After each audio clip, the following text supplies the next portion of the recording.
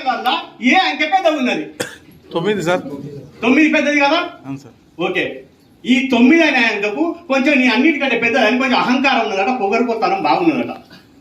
ఈ 9 అనే అంకెలు ఈ అహంకారంతో ఏం చేసిందంటే నాకంటే చిన్నది కానీ చెప్పేసి ఈ 8 దవడపండు ఒకటి తప్పిందట. ఈ చెంప ఇట్లా పడుతున్నది. నన్ను ఎందుకు కొట్టిన నన్ను ఆలోచిస్తాను. ఉండబట్టలేక నన్ను ఎందుకు కొట్టినావు అని అడిగినాడు. నువ్వు నాకంటే చిన్నదాన్ని కాబట్టి నేను కొట్టేసిన. అంటే చిన్న ఉంటే కొడతారా? అట్లే కొడతారు. అంటే నాకంటే చిన్న ఉన్నావు నేను కొట్టాలని చెప్పేసి 7 కొట్టిందా 7 6 ఇట్లా కొట్టుకుంటా 2 కాడికి వచ్చిందట. మరి 2 ఎవరిని కొట్టాలి? కొట్టాలద్దా? మరి ఈ 1 కొట్టాలి, 0 కాదు. ఈ 2 1ని కొట్టాలి. మరి 1 అని ఏం చేస్తానంటే అది ఏడిఎంస్ లో బిజినెస్ చేసుకుంటాను ఐడి తీసుకున్నది.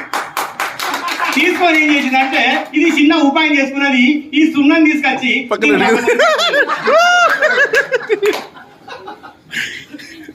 ఇప్పుడు ఏమైంది? 10 అయిందా? అయింది.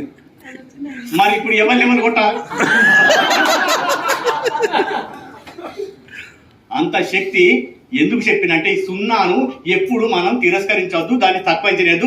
మీరు కూడా కాన్సెప్ట్ చెప్పేటప్పుడు ఇతను 0 ఇతను పనికి రావడానికి ఎవరిని అనద్దు. ఆ 0ని తీసుకొచ్చి మీ పక్క పొట్టి పట్టుకోండి. వాళ్ళ విజయం వస్తుంది, మీకు విజయం వస్తుంది.